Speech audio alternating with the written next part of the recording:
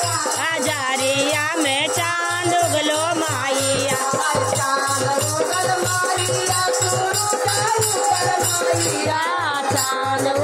माइया सूरज उगल माइया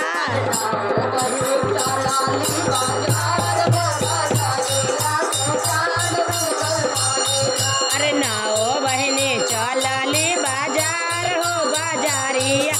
चांद उगलो माइया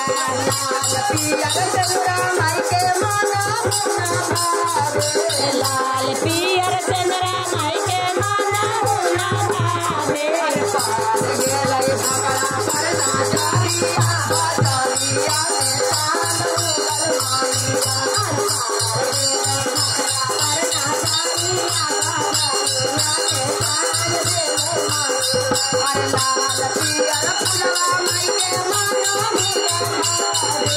लाल पियर फुलवा माई के माना होना भावे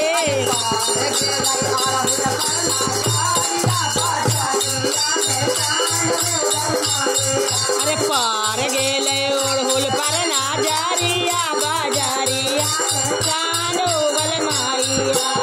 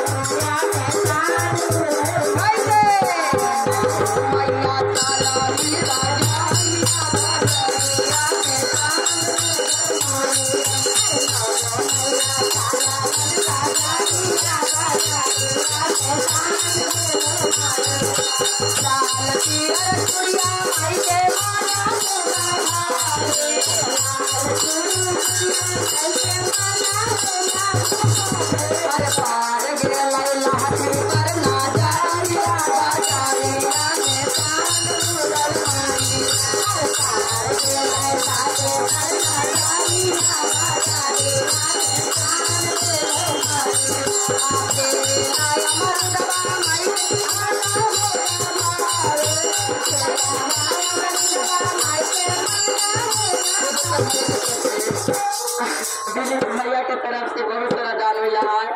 एक रोटी दिया निकले दीदी कारोबार धरती के भागवा और सबके साथ कंचन दीदी के आशीर्वाद बा। बोले सच्चे दरबार